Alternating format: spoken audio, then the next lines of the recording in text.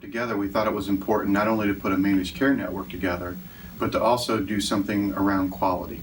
So as we developed the network, we got the members together and we identified 21 different outcome measures to collect data on. We're collecting data on those 21 measures and then putting it into a dashboard. So from the last 3 years to today, we've actually started out with about 37 leading age Ohio members, roughly around 70 some odd facilities, and today we have 72 leading age Ohio members and over 130 facilities. We've collected data on the 21 measures. We've produced dashboards that now we can go out in front of the payers and we can show them, as compared to national and state benchmarks, that what our data looks like compared to those benchmarks. So for instance, right now, today, our 30-day unplanned readmission rate, all causes short-term stay, is 6.46%, which is about 5 percentage points less than the national average.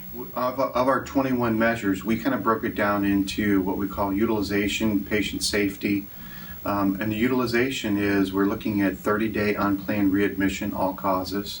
We look at ER visits, observation stays, and return to community.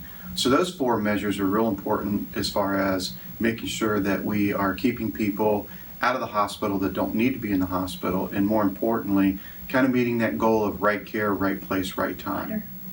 So for insurers looking at why would I want to do business with an OASN member, is a couple of different things. Number one, we can actually report information, data that is important to them.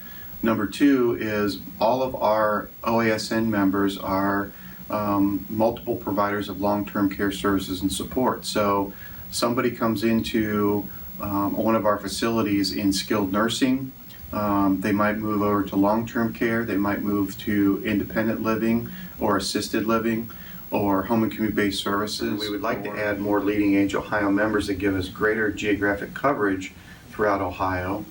But at the same time, also look for those partners, home health agencies, medical transportation companies, pharmacy, that might be a subcontracting agent that can help elevate the mission of the network, which is enhancing quality and producing good health outcomes, and growing our network that way through our contracted services that we have in the network.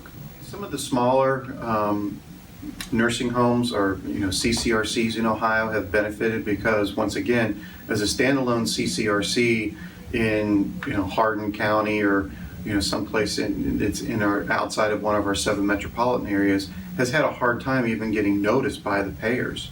Well, now as part of the network, we're bringing contracts to those folks that never had access to those contracts in the past. But how do you move your staff to become more in tune to the working toward quality, working together as a team toward those outcomes?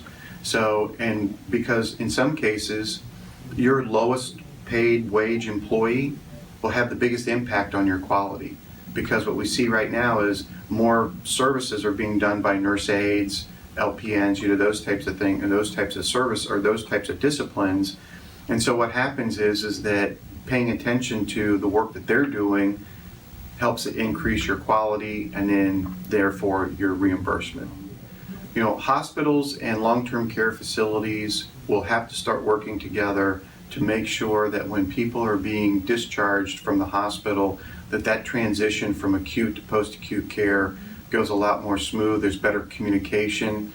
In a perfect world, what would happen is when an older adult is admitted to the hospital will actually notify the family's choice of long-term care provider, and the long-term care provider will actually be engaged with putting that care management plan together while the person's in the hospital, that will lead to what their post-acute care looks like. And in some cases, that could avoid somebody from going to a nursing home and maybe either going home, going to an assisted living facility, going to independent living with supports. So the more communication and collaboration that happens between the hospital provider and the long-term care provider produces the better outcomes for the older adult.